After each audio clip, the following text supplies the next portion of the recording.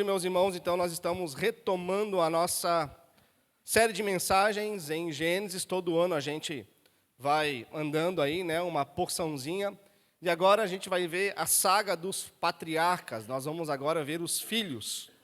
Né? Nós entramos agora na etapa pós-Abraão.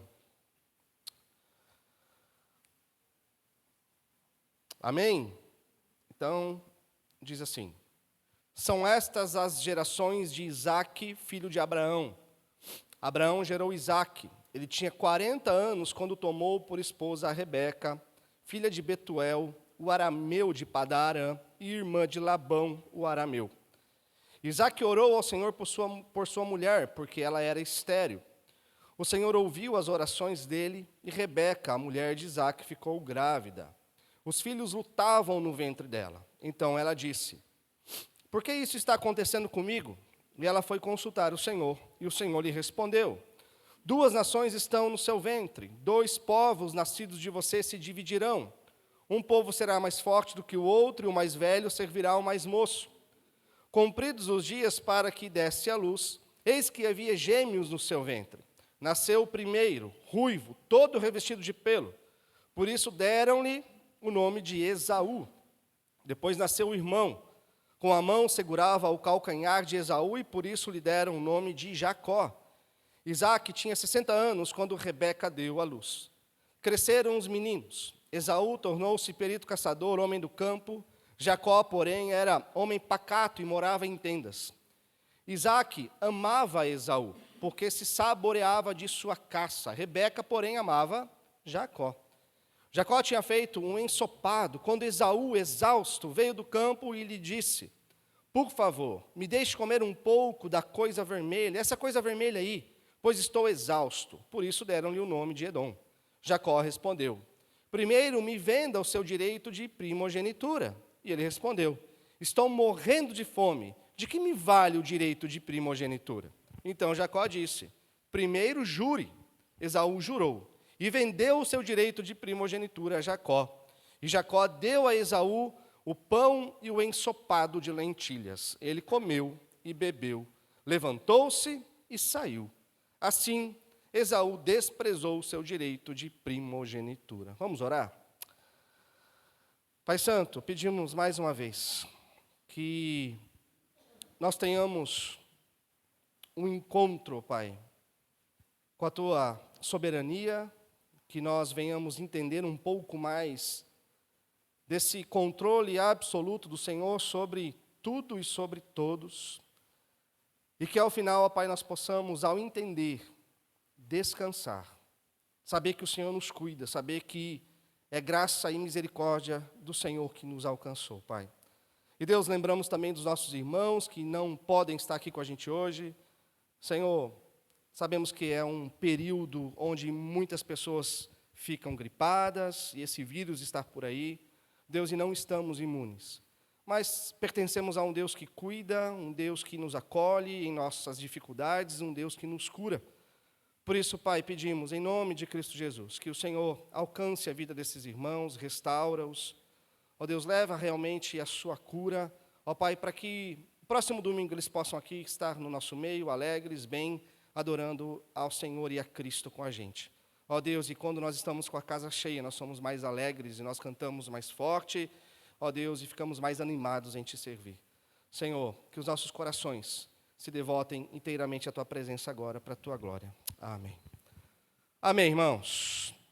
Irmãos, então, nós paramos o ano passado, né, na jornada do grande patriarca, do nosso conhecido pai da fé, Abraão. E paramos em Abraão porque vimos que Abraão, de fato, morreu, né? Mas a aliança continua, né? A aliança, ela perpassa Abraão. Abraão agora morre, e agora essa promessa de descendência, a promessa de uma grande nação que Deus havia feito para Abraão, agora passa também para o seu filho Isaque. Quando a gente lê o texto aqui, a gente percebeu isso, a gente vê que, embora a promessa de uma grande descendência, de uma grande nação, que viria de Abraão, e Abraão para Isaque, mas mesmo Isaque tendo essa promessa de Deus feita a ele, de que dele também viria um grande povo, uma grande nação, uma descendência que tão numerosa quanto as estrelas do céu, quanto a areia do mar. Mas a gente vê que Isaac enfrenta um grande drama familiar, um grande dilema que pode até pôr em risco o grande plano divino. Qual é o dilema ou o drama que Isaac vive? A sua esposa, Rebeca, é estéril. Rebeca não pode dar à luz. E é através, então, que a gente vai ver de muita oração, de intervenção direta de Deus, que o milagre acontece. E o milagre acontece, de fato, que até mesmo Rebeca, ela não só engravida de um, mas engravida de 2 meninos, engravida de gêmeos. E é a partir desse cenário que nós vamos perceber um cenário de oração, um cenário de milagre, um cenário de gravidez, que a narrativa de Gênesis agora faz essa transição e nos leva ao nascimento desses meninos, de Esaú e Jacó. E nós vamos perceber, meus irmãos, com o desenrolar dessa história, com o desenrolar dos outros domingos, como que o tema da rejeição, ele perpassa as histórias, mas principalmente essa história aqui, mas que vai ter desdobramentos por toda a narrativa do livro de Gênesis. Gênesis 25, então, é Deus ensinando para a gente como Ele age na história. Nós vamos ter um encontro aqui, meus irmãos, com aquilo que nós sabemos, mas que muitas vezes nós lutamos contra essa verdade. A verdade de que Deus, Ele é soberano. A gente crê na soberania de Deus, no controle absoluto de Deus, mas por que a gente luta contra a soberania de Deus? Porque a gente não quer que Deus seja o protagonista, nós queremos ser o protagonista nas nossas histórias, não é assim? Nós queremos ser o ator ou a atriz principal das nossas histórias e não o Senhor. Nós queremos ter o controle das nossas histórias e até mesmo, talvez, vai que Deus permite, né? Nos assegurarmos de que a história daqueles que estão ao nosso redor também, como filhos principalmente, ou os amigos ou os parentes mais chegados, tem um determinado fim ou um determinado presente e futuro que nós gostaríamos que tivesse. Mas quando nós nos deparamos com a soberania de Deus, nós vamos ver que as coisas não acontecem como nós planejamos. O homem pode fazer os seus planos, mas quem dirige os seus passos é o Senhor. Nós nos deparamos sempre com isso, com essa realidade, com essa verdade, que faz parte da minha e da sua existência, chamada soberania de Deus. E Gênesis 25, meus irmãos, coloca muito isso diante dos nossos olhos. E o que ele diz aqui que vai acontecer na vida desses gêmeos, não só acontece nesse capítulo, mas, como eu disse, vai se desenrolar durante todo o livro de Gênesis e até mesmo diz respeito a todo o livro, todo o Antigo Testamento. Por isso, meus irmãos, nós temos aqui 3 movimentos principais nesse texto de hoje, 3 camadas, 3 movimentos de rejeição. Primeiro nós vamos ver que Deus rejeita um homem. Deus rejeita um homem. É isso mesmo. Deus rejeita Esaú. Depois nós vamos ver que os pais rejeitam seus filhos. Eles têm os seus preferidos, por isso eles preferem um e rejeitam outro. E o terceiro movimento é que nós temos a rejeição de Esaú. Esaú rejeita sua bênção e rejeita sua primogenitura. Se você olhar o verso 34, ele termina dizendo: Esaú desprezou, rejeitou o direito de primogenitura. Por isso, meus irmãos, nós temos 3 pontos principais no nosso texto de hoje: a rejeição de Deus, a rejeição dos pais e a rejeição de Esaú. E o primeiro ponto, então, para a gente, dos versos 19 a 23, nós temos aqui a rejeição de Deus. Olha como começa o verso 19. O verso 19 começa dizendo: são estas as gerações de Isaque. A palavrinha que nós temos aqui no hebraico é a palavrinha toledote. Sempre que essa palavrinha aparece, ela aparece 10 vezes no livro de Gênesis. Ou seja, sempre que você lê ali que e essa é a geração de Abraão, essa é a geração de Jacó, essa é a geração de Isaque. Nós temos 10 vezes essa palavrinha geração, porque o autor de Gênesis, que é Moisés, ele está dando uma indicação que a partir desse momento, ele começa a contar agora uma nova história a partir de uma nova geração. São marcadores temporais para a gente. E é curioso, eu não sei se você já se perguntou sobre isso, que embora a gente vê aqui que o texto de Gênesis, ele indica que são as gerações de Isaque, mas você nunca se perguntou por que a história de Isaque é tão curta em Gênesis? Você já se perguntou sobre isso? Nós temos muitos capítulos sobre Abraão, não é verdade? nós temos muitos capítulos sobre Jacó, o texto sobre Esaú até mesmo, mas Isaac nós temos aqui cerca de apenas 5 capítulos. Você já se perguntou o porquê disso? Por que é tão rapidinho assim a história de Isaac, meus irmãos?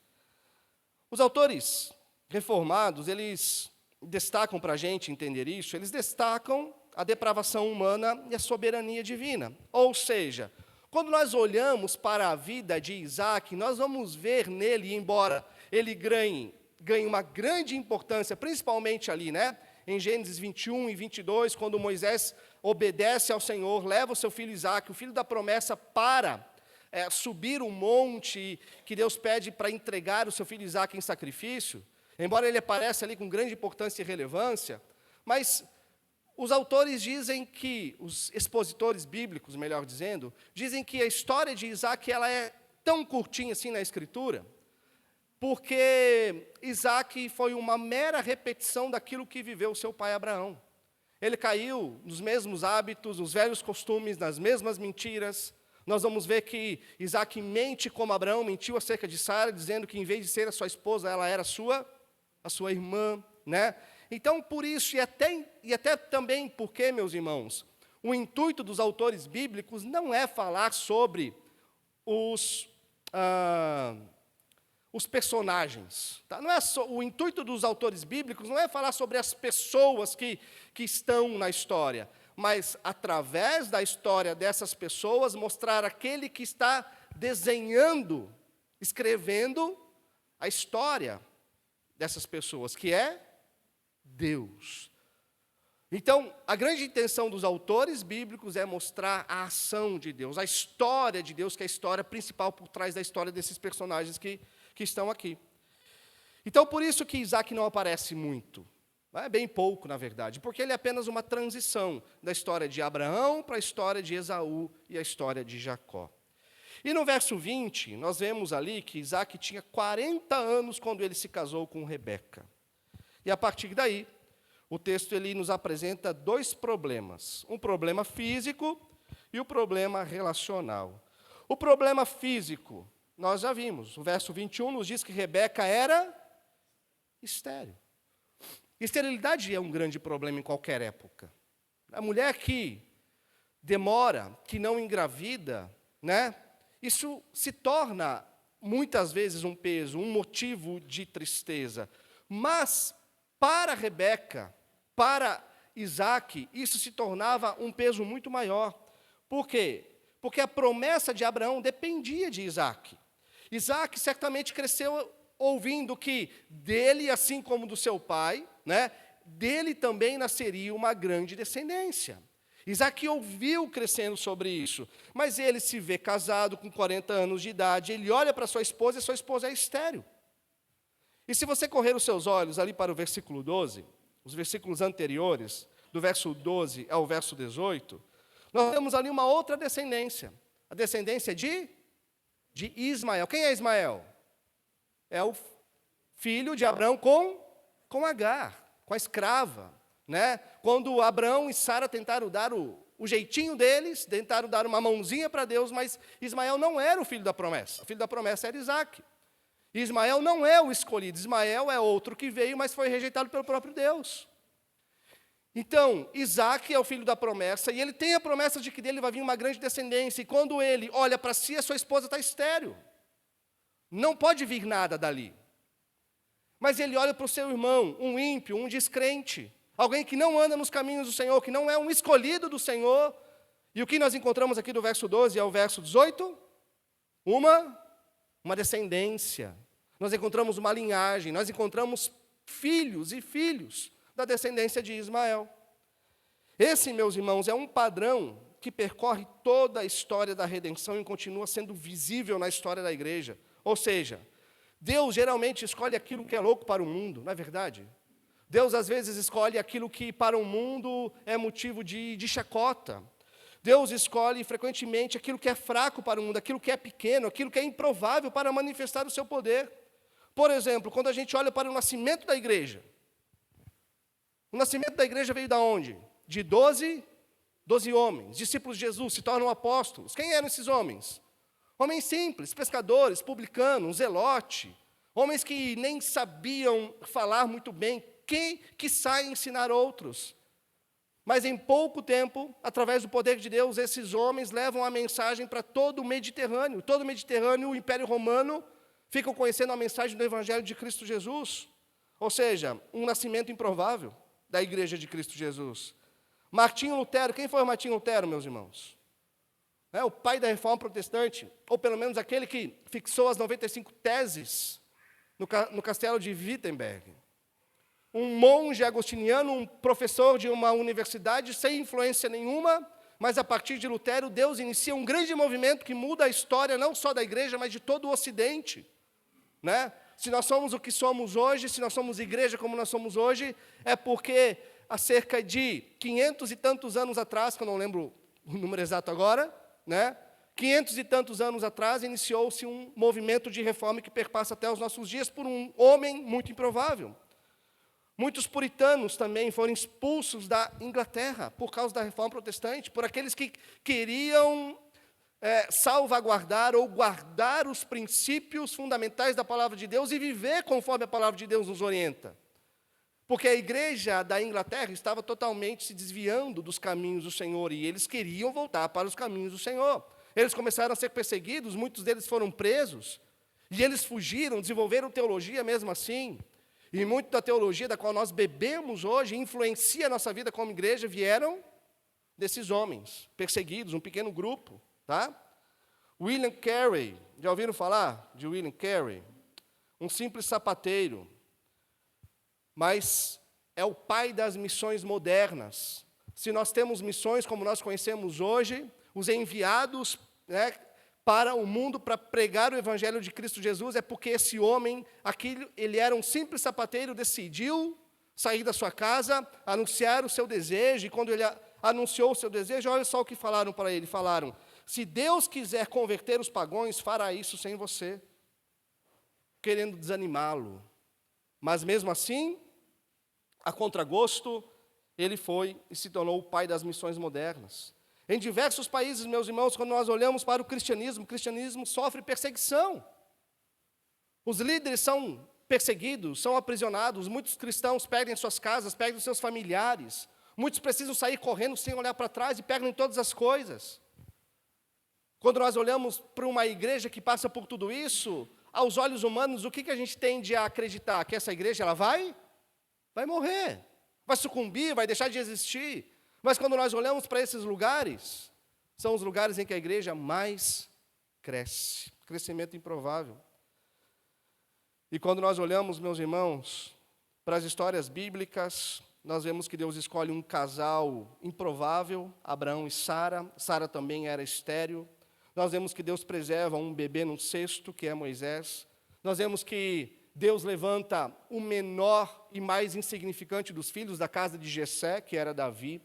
Nós vemos que Deus faz nascer um Messias numa manjedoura de um casal pobre, e nós vemos pessoas como nós, sentadas aqui hoje, numa igreja, num culto, domingo de manhã, para adorar o nosso Salvador.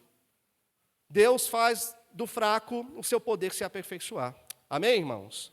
E o terceiro agravante desse problema físico é que Rebeca, ela também recebe uma promessa do seu irmão. Lembra quando Isaac foi buscar Rebeca para se casar com ela, e quando ele já estava saindo da casa, Labão, seu irmão, faz uma promessa, abençoa a vida da sua irmã Rebeca. O que ela diz? Que dela também viria um grande povo, uma grande nação, milhares de milhares. E aí Rebeca está ali naquela situação, olhando para si, sabendo da promessa que talvez advém do seu, que Deus faz para o seu marido, mas ela está estéril. Cadê os milhares? Cadê a promessa? Cadê a realização? E como que a gente vê que tudo isso foi resolvido?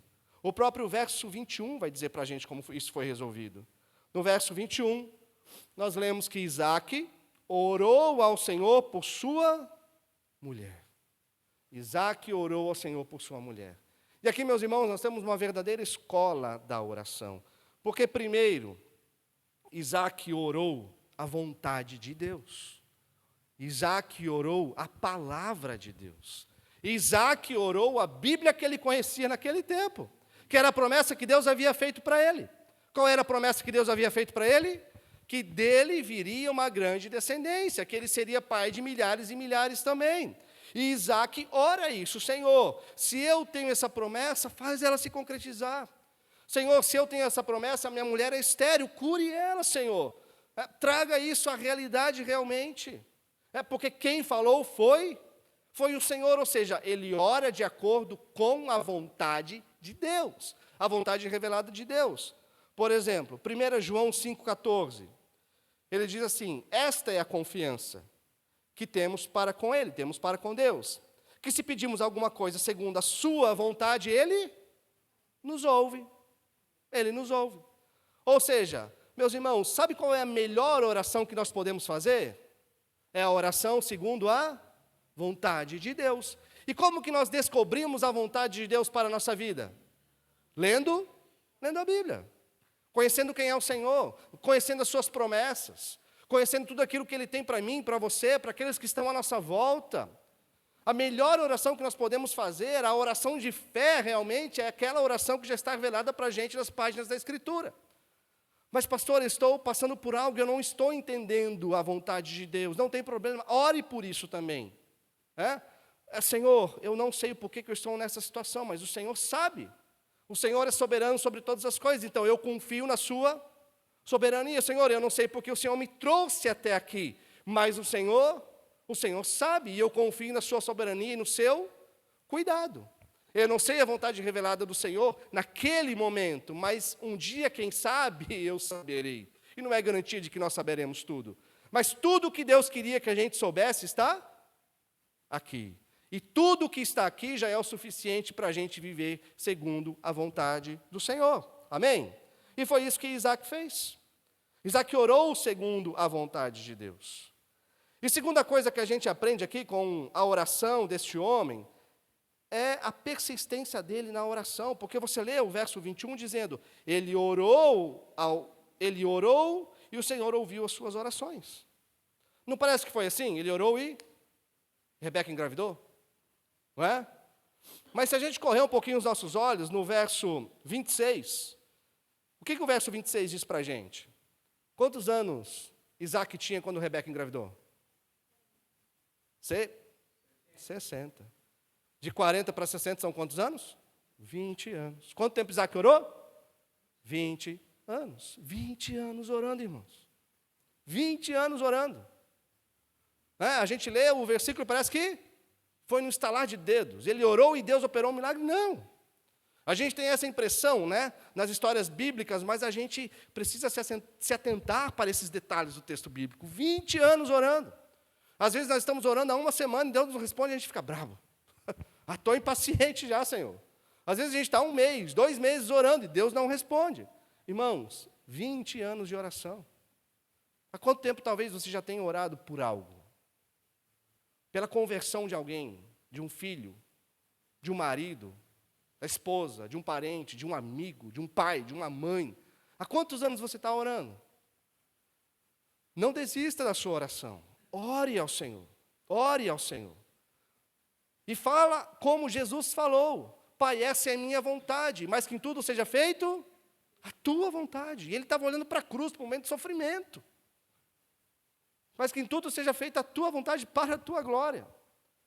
Meus irmãos, então, a oração é uma grande escola de perseverança. Mas e se eu orar, e Deus não realizar aquilo que eu pedi? Não tem problema. Ele continua sendo Deus, Ele continua sendo soberano, e você desfrutou, sei lá, de 5, 10, 15, 20 anos de relacionamento com o Senhor. E por mais que Ele não tenha mudado a situação que você gostaria que Ele mudasse, mas com certeza Ele vai fazer algo profundo no seu coração. Amém, irmãos?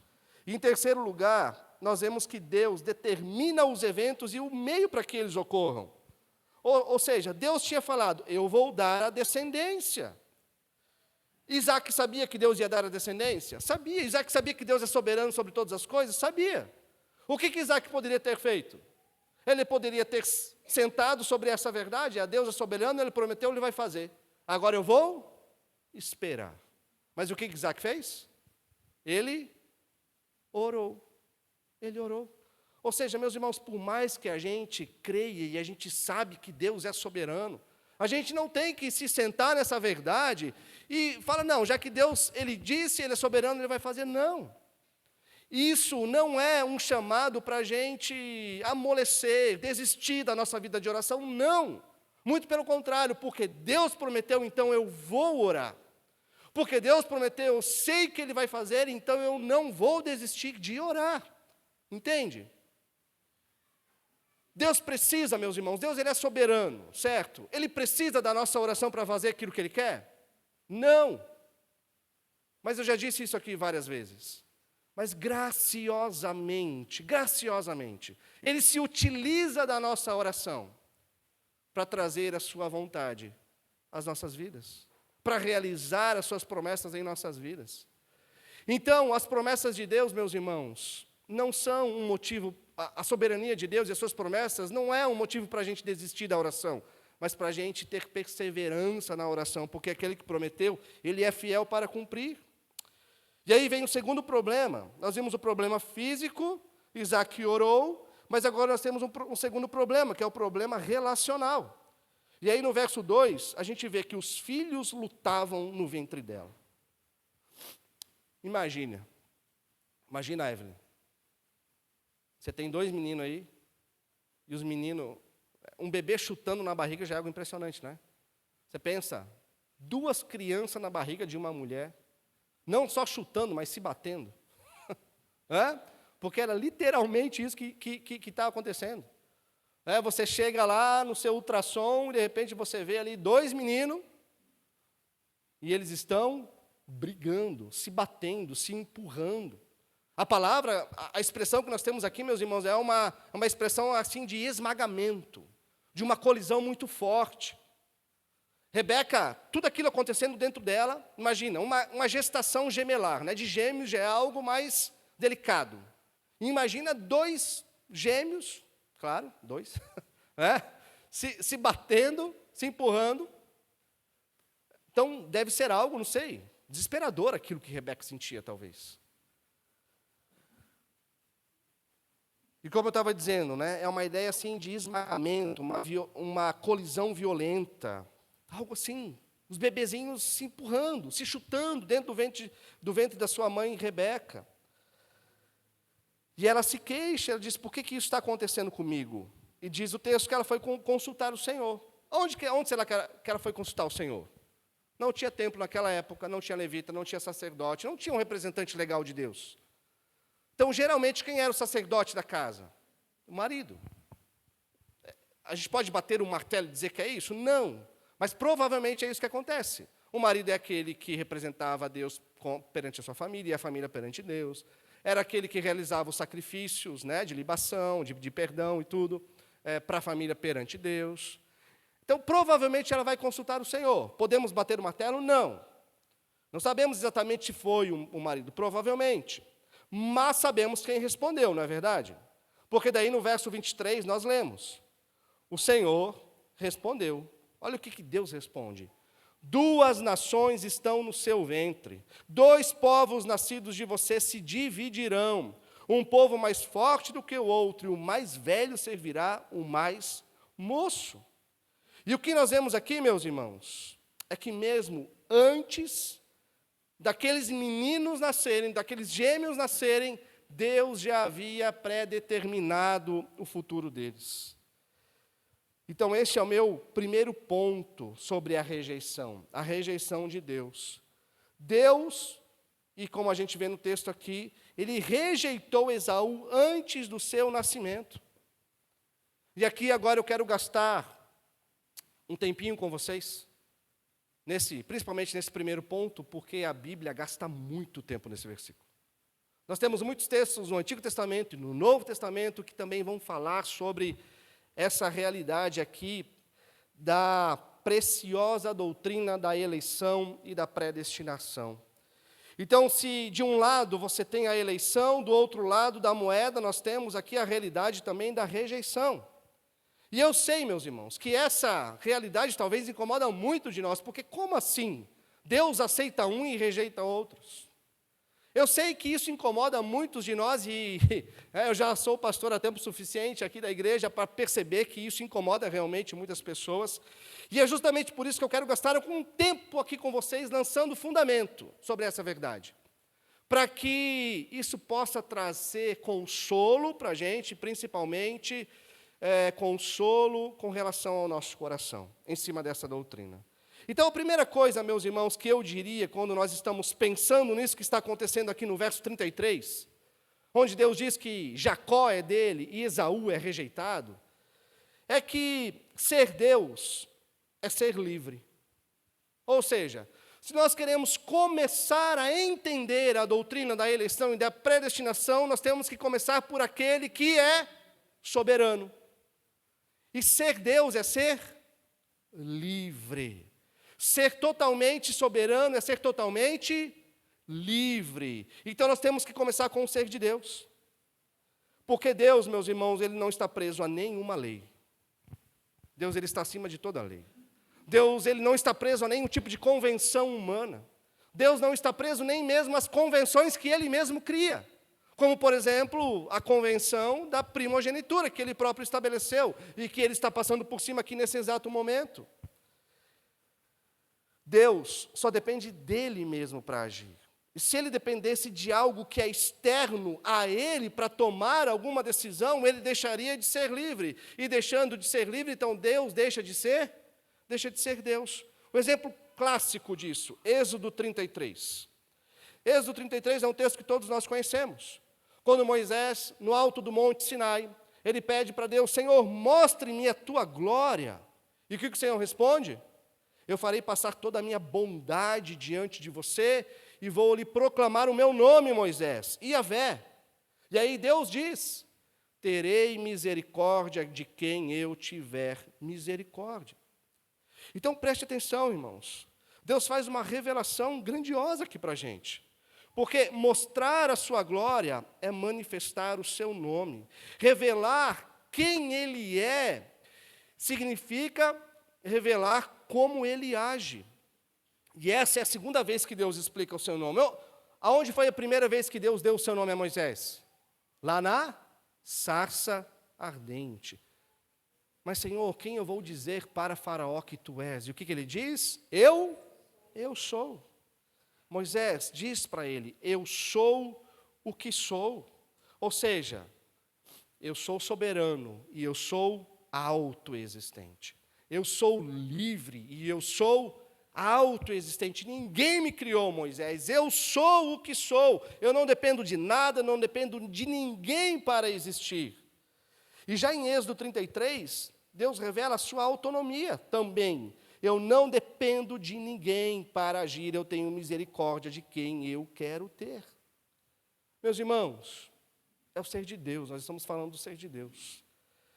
É a glória de Deus, ser gracioso com quem Ele quiser, sem qualquer tipo de imposição à sua própria vontade, sem qualquer tipo de influência para que Ele faça a sua escolha. A liberdade e soberania de Deus, meus irmãos, é essencial para o nome de Deus. Se Deus deixar de ser livre soberanamente, Ele compromete o seu próprio nome, compromete a sua essência. Então, para começar a entender um pouco dessa doutrina da eleição, da predestinação, nós temos que começar com o ser de Deus. E ser Deus é ser livre. Ser Deus é ser livre. Segundo aspecto, Deus criou o mundo para a sua glória. E a gente conhece essa passagem, nós cantamos essa música por último, Romanos 11, 36.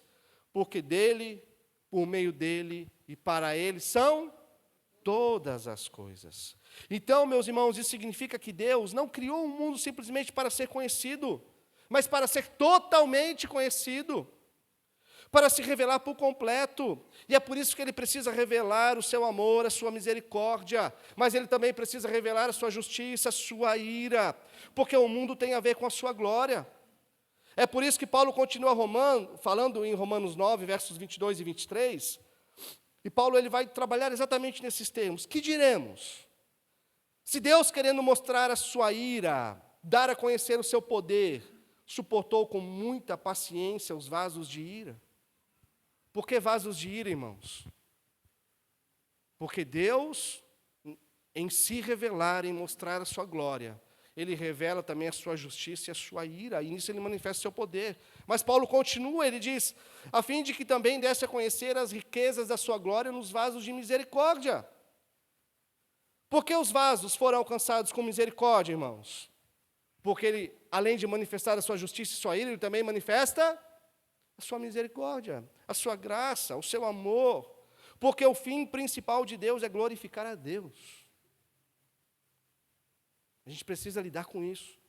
O fim principal de Deus não é com a glória humana. Deus não está preocupado em me exaltar e te exaltar em nenhum momento. Tudo aquilo que Ele faz através das histórias bíblicas, dos personagens que nós encontramos aqui, por tudo aquilo que eles passam, meus irmãos, é Deus revelando quem Ele é. Ele é um Deus preocupado com a glória dEle. Ele é um Deus extremamente comprometido com a glória dEle. Isaías repete isso todo momento, Deus não divide a sua glória com ninguém. Então, toda a história é a história sobre a glória de Deus, desde a criação até a consumação de todas as coisas. Nós vivemos numa história que ela é todinha voltada para a glória de Deus e não para nós.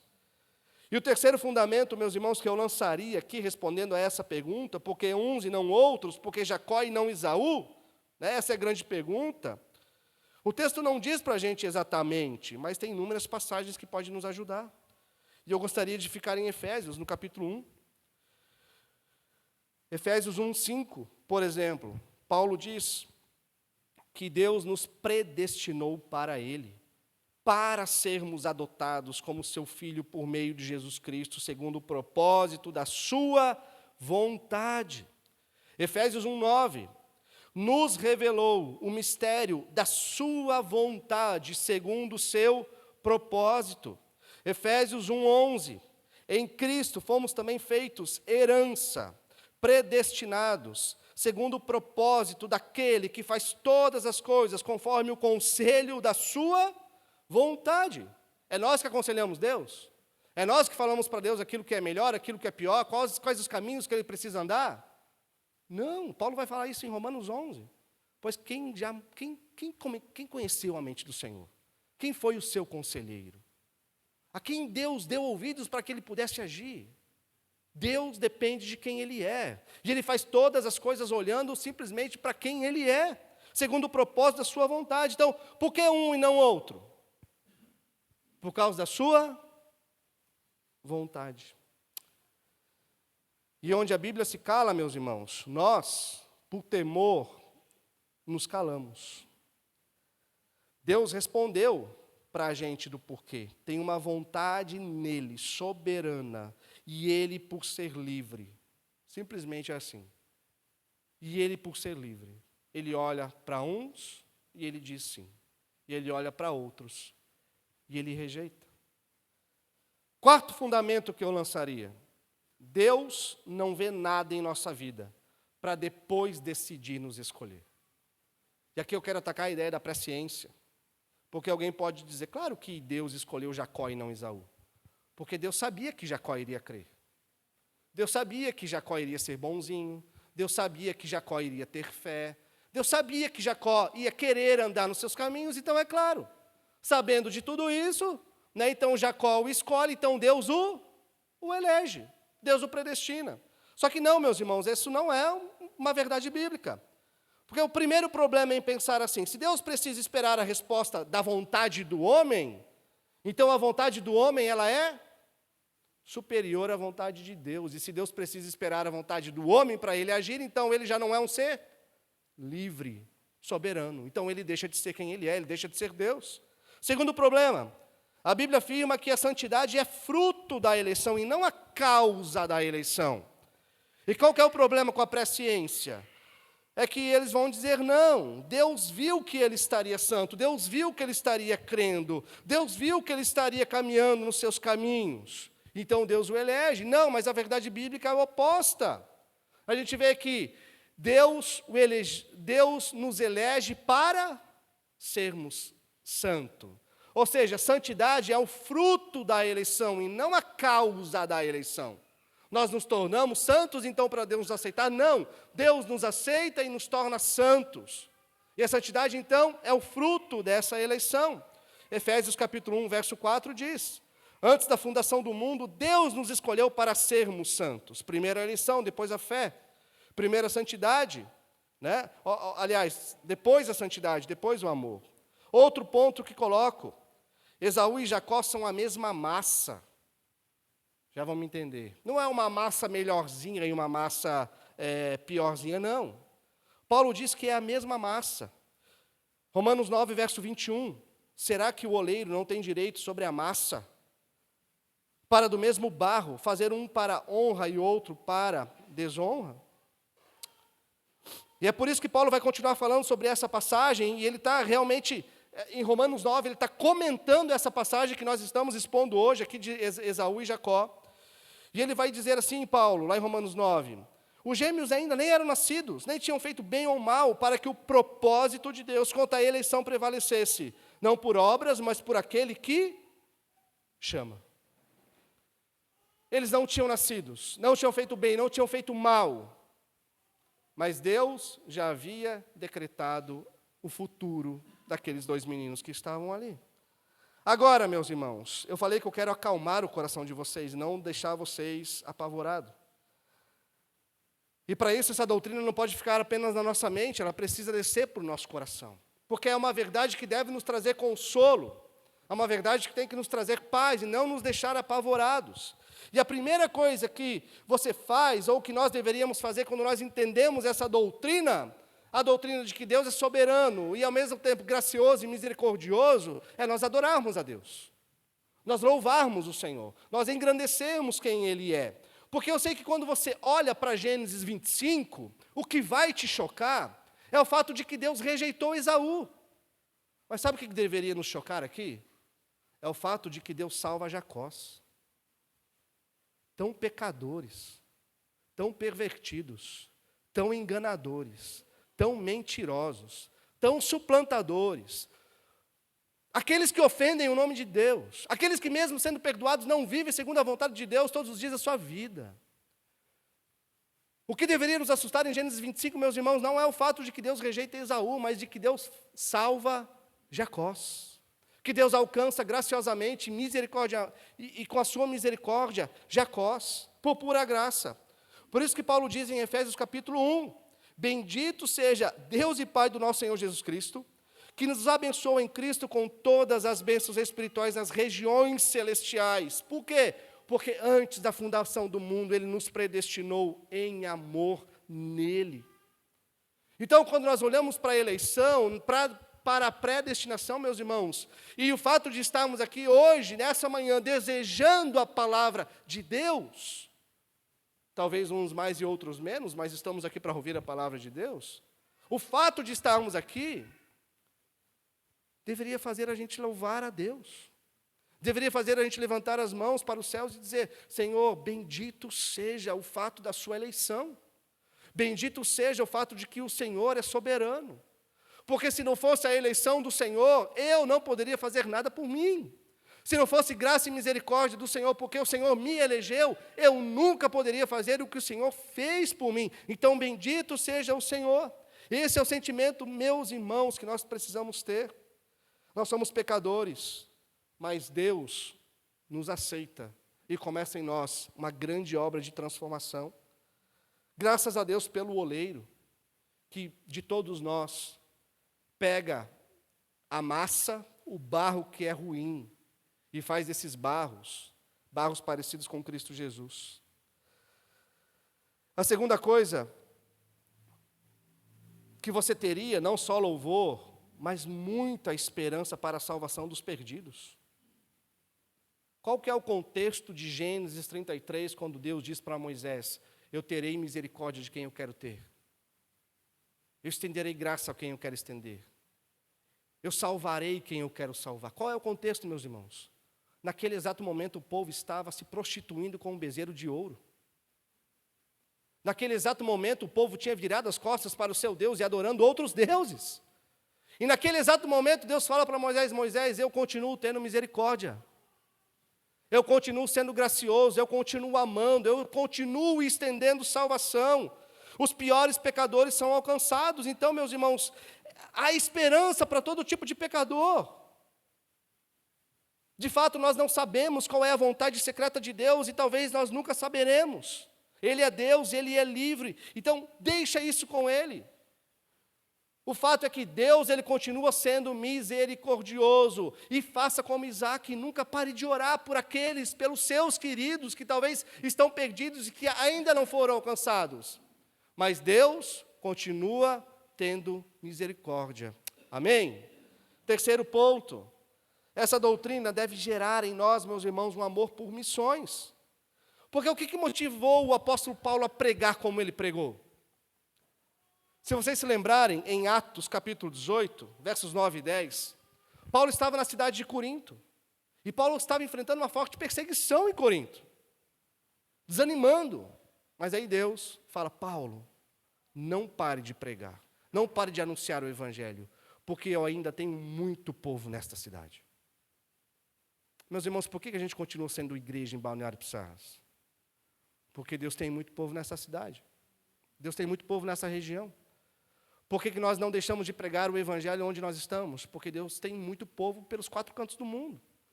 Por que nós não deixamos de orar por aqueles que ainda estão perdidos? Porque Deus tem muito povo ainda para ser salvo. Então é por isso, meus irmãos, que nós amamos missões. É por isso que a gente não deixa de pregar, porque Deus, Ele continua salvando. Deus, Ele continua tendo misericórdia. E em último lugar, deve gerar em nós, meus irmãos, humildade. Porque todas as vezes que a gente quiser se comparar com o próximo, nós temos que nos lembrar de onde nós viemos. E essa doutrina lembra que nós somos do mesmo barro estragado. Um barro que a sua principal habilidade é se desfazer na mão do oleiro. Então, meus irmãos, lembre disso, você é salvo pela graça do Senhor. E é isso que eu chamo aqui da primeira rejeição, a rejeição de Esaú. E agora, de forma mais breve, eu quero ir para o segundo e para o terceiro ponto. O segundo ponto é a rejeição familiar, dos versos 24 ao verso 28. E o segundo movimento de rejeição que nós percebemos aqui nesse texto é a rejeição da esfera familiar, na existência humana. E olha só que interessante. Moisés ele vai narrar aqui para a gente as características físicas dos gêmeos, de forma que, falando das suas características físicas, ele está falando também do caráter, da personalidade daqueles meninos, da inclinação das suas almas. Esaú, diz o texto, ele nasce ruivo, olha só, ruivo, cor avermelhada, apontando para a intensidade de suas paixões, para seus apetites carnais. Diz que todo revestido de pelo, ou seja, uma descrição aqui que comunica para a gente uma natureza animalesca, bruta, tanto que ele se torna um perito caçador, um homem do campo, alguém que não queria saber da vida familiar, da vida comunitária, ele vivia de forma isolada. Jacó nasce segurando o calcanhar do irmão, olha só que interessante. E esse gesto aponta para o seu nome, o suplantador, o enganador, o oportunista, aquele que vem por trás, que derruba. Ele é descrito como um homem pacato, que mora em tendas, que cuida dos negócios familiares, dos assentamentos domésticos. Mas no final da história, a gente vai ver que tanto Esaú quanto Jacó eles são vencidos. Jacó ele é vencido pelos seus apetites carnais, pelas suas paixões, o seu apetite o devora, chega faminto em casa, ele perde a bênção, e Jacó é capaz de trair o seu próprio irmão.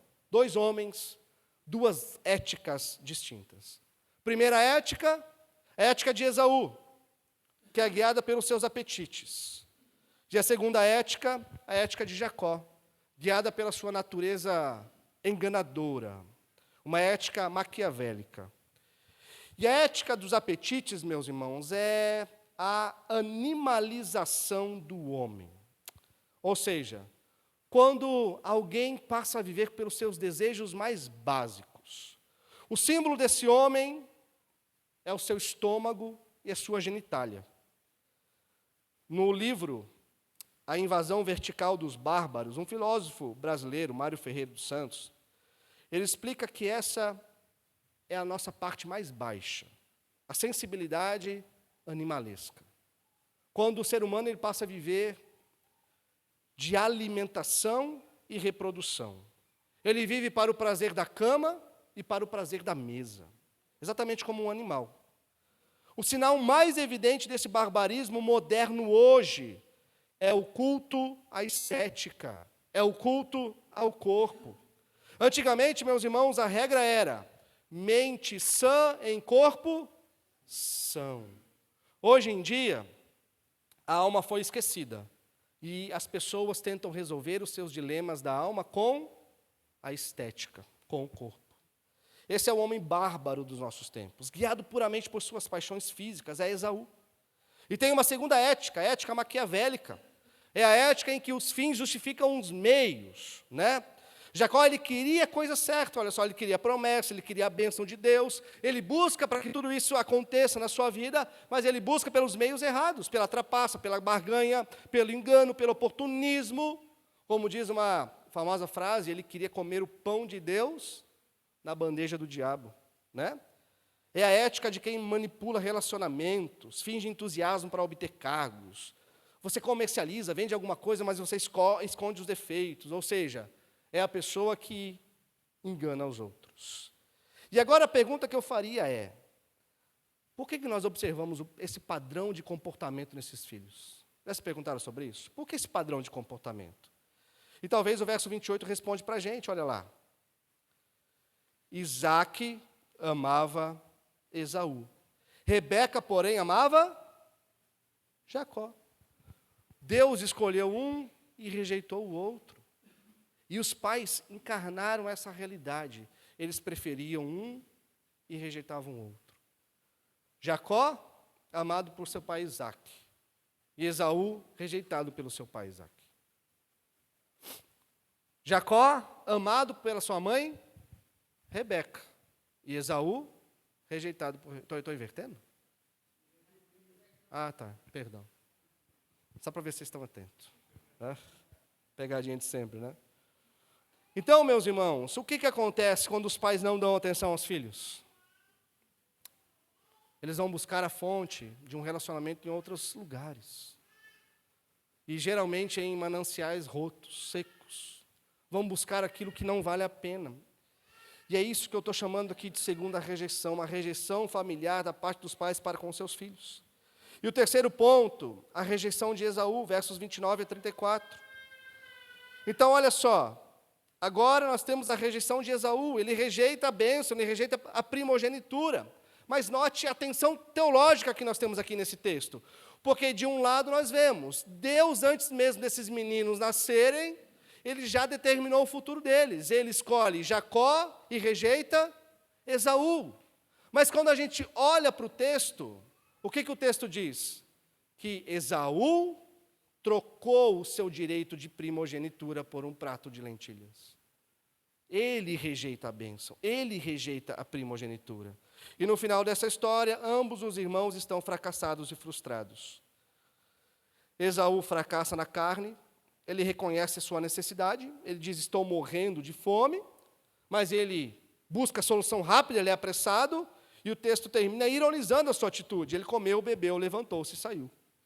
Ele saciou o seu estômago por algumas horas, porque ele vivia dessa forma animalesca, pelos seus desejos mais primitivos, e então esse ciclo nunca se encerrou na sua vida. Ele comeu, matou a fome, e então ele se levanta e sai para uma nova aventura. Jacó fracassa no espírito. Ele consegue comprar o direito de primogenitura em troca de um prato de comida. Mas essa atitude nós vamos ver que desencadeia uma vida de fugas, de medos, de disciplinas, de conflitos familiares que durarão décadas, e nós vamos ver isso se desenrolando no livro de Gênesis. Ambos tinham problemas reais. Ambos terminaram frustrados por suas próprias forças. E aqui nós vamos concluir. Como não cair no erro de Esaú e de Jacó? Como, meus irmãos, quebrar esse ciclo de rejeição dentro dos nossos lares, dentro dos nossos relacionamentos? Existe apenas um jeito. Quando nós olhamos e adotamos as verdades do Evangelho de Cristo Jesus. A história desses patriarcas aponta para Jesus. mas não pelo exemplo, não por aquilo que eles viveram, mas em contraste. Por exemplo, Esaú vendeu o direito de primogenitura para satisfazer a si mesmo. E Jesus, o verdadeiro primogênito, ou unigênito de Deus, ele compartilha o seu direito de primogenitura comigo e com você. Ele não visa a sua própria satisfação, mas ele vai até o fim, para que a partir dele nós tenhamos vida e vida em abundância. Para que a partir dele, meus irmãos, nós fôssemos satisfeitos de toda fome e de toda sede. Ele não pensa em si, mas em nós, e nos satisfaz. Jacó engana o seu irmão em busca da bênção. Cristo é traído pelos seus irmãos para nos dar a bênção. Esaú, mais tarde, chora pela bênção perdida. Cristo, quando está chegando em Jerusalém, ele olha para aquela cidade e chora, porque Jerusalém não queria a bênção que vinha de Deus. Jacó, a partir de agora, ele vai fugir para poupar a sua própria vida. Mas lembre-se de Cristo Jesus, que foi até o final, não poupou a sua própria vida, entregou, inclusive, a sua vida por mim e por você, meus irmãos, para nos dar a vida eterna, para que nós fôssemos eternamente abençoados por Deus. Então, a gente conclui que a única maneira de não sermos rejeitados é estarmos debaixo das bênçãos de Deus. É estarmos, meus irmãos, em Cristo Jesus. E a gente conclui, por último, que a única maneira de, mesmo muitas vezes sendo rejeitado pelos homens, ainda sermos plenamente felizes e satisfeitos, é estando em Cristo. Porque Cristo é aquele que se desfez de toda a sua glória, para que através dele nós pudéssemos ser adotados por Deus. E tivéssemos, através da primogenitura dele, a adoção por Deus Pai. Amém, irmãos? Que nós venhamos a descansar no Deus que é livre, no Deus que é soberano, no Deus que continua salvando, no Deus que continua demonstrando misericórdia e olhando para o Evangelho de Cristo. Amém? Que sejamos luz.